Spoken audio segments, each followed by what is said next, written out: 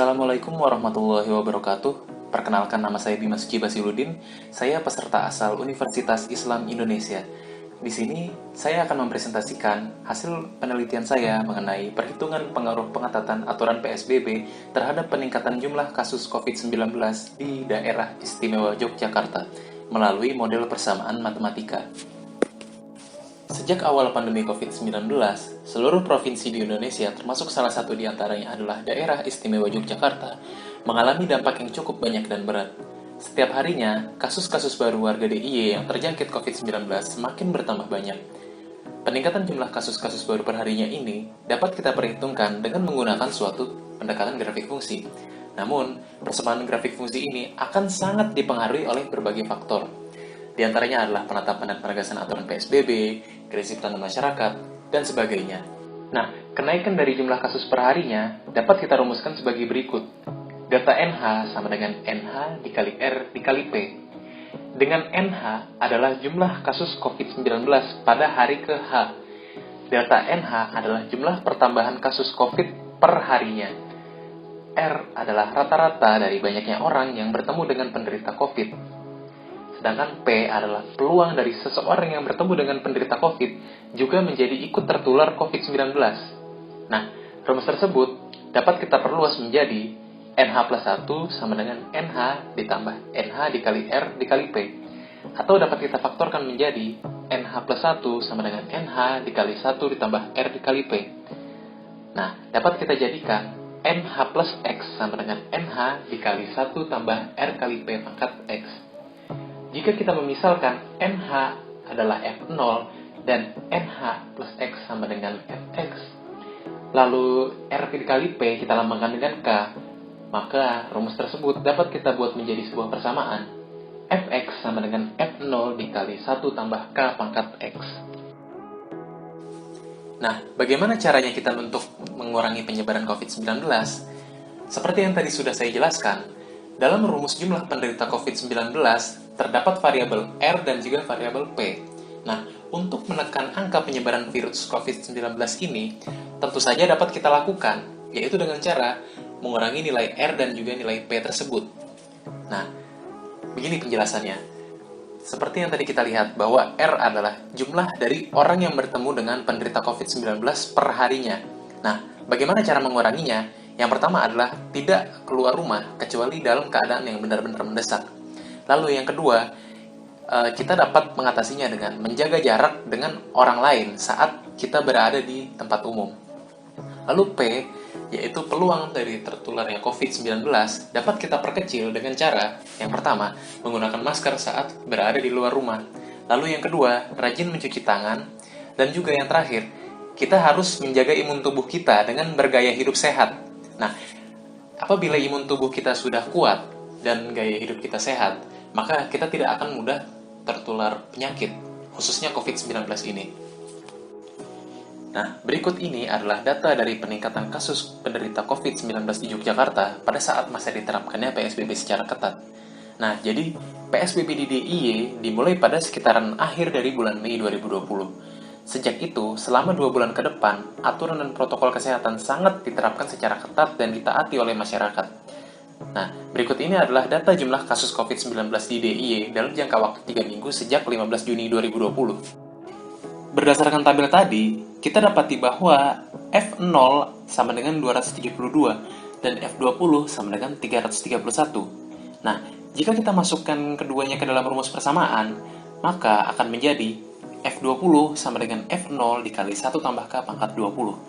331 sama dengan 272 kali 1 tambah K pangkat 20. Nah, kita dapati nilai K adalah 0,009864. Maka, untuk rentang waktu antara 15 Juni sampai 5 Juli 2020, hasil kali antara nilai P dan R-nya adalah 0,009864.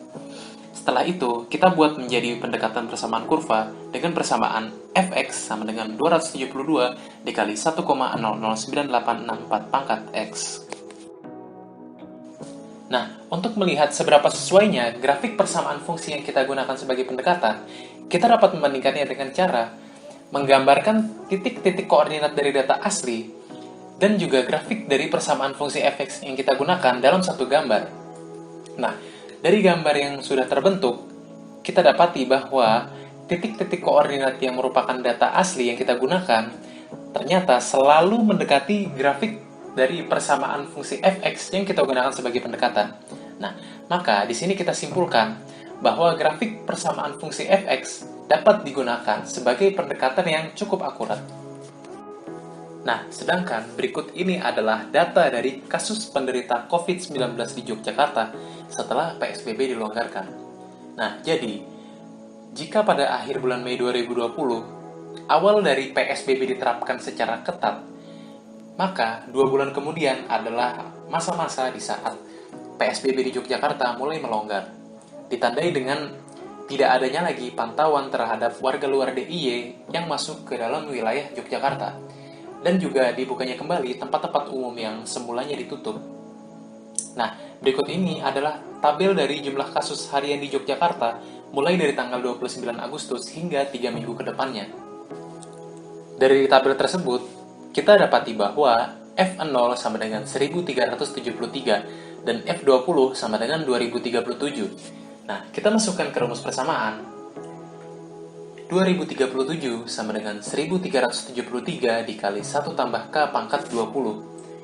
Maka, kita bisa dapati bahwa nilai K adalah 0,01992. Maka, untuk rentang waktu dari 29 Agustus hingga 18 September 2020, hasil kali antara nilai P dan R-nya adalah 0,01992. Nah, dari sini kita dapat membuat pendekatan kurvanya dengan persamaan fx sama dengan 1373 dikali 1,01992 pangkat x. Nah, kemudian kita gunakan cara yang sama dari kondisi sebelumnya untuk menentukan seberapa sesuainya grafik persamaan fungsi yang kita gunakan sebagai pendekatan.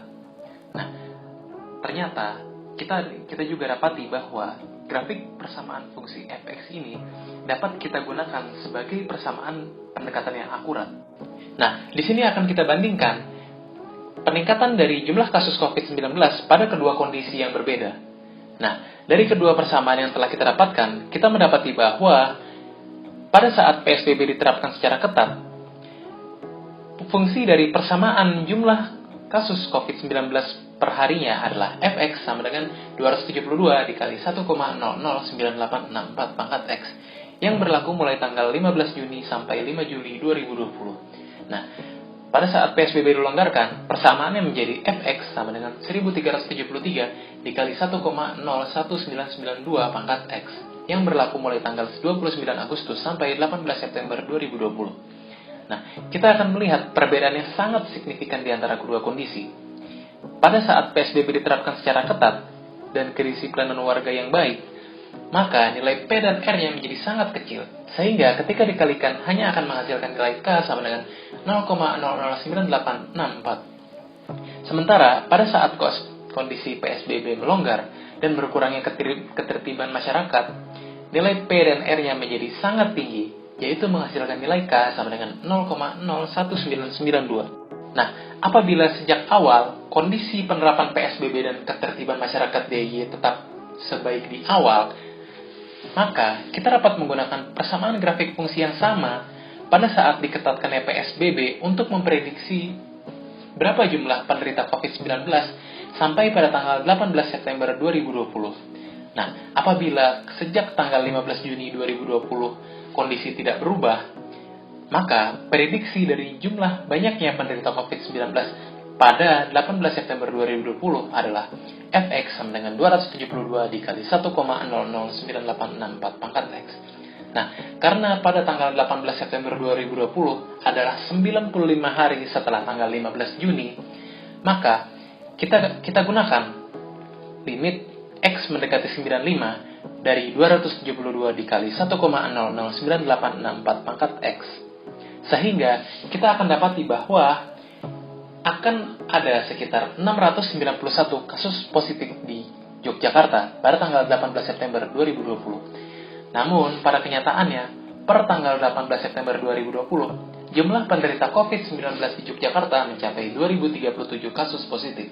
Nah, terlihat kan, perbedaan yang ada sangat mencolok di antara kedua kondisi yang berbeda, dan hal ini akan sangat bergantung pada keketatan aturan dan juga kedisiplinan masyarakat dalam menjalankan aturan dan protokol kesehatan. Nah, berdasarkan dari analisis peningkatan jumlah kasus COVID-19 di Yogyakarta pada kedua kondisi yang berbeda, dapat kita simpulkan bahwa keketatan aturan PSBB dan juga kedisiplinan masyarakat DIY akan sangat mempengaruhi perkembangan jumlah kasus COVID-19 yang terjadi di Yogyakarta. Terbukti dari nilai hasil perkalian antara jumlah rata-rata orang yang bertemu penderita COVID dengan peluang terjadinya penularan akan menjadi variabel yang sangat sensitif dan dapat berakibat fatal hanya dengan perubahan yang terjadi sedikit saja. Sehingga satu-satunya solusi yang dapat diambil oleh Pemprov DIY dan seluruh warganya adalah memberikan aturan yang tegas dan juga tepat, serta menjalankan peraturan dengan sebaik-baiknya. Sehingga peningkatan jumlah kasus baru penderita COVID-19 dapat terkendali dengan baik dan akan berakhir dalam jangka waktu yang lebih pendek. Berikut adalah sumber referensi dan juga sumber data yang digunakan. Baiklah, cukup sekian dari saya. Kurang lebihnya mohon maaf. Wassalamualaikum warahmatullahi wabarakatuh.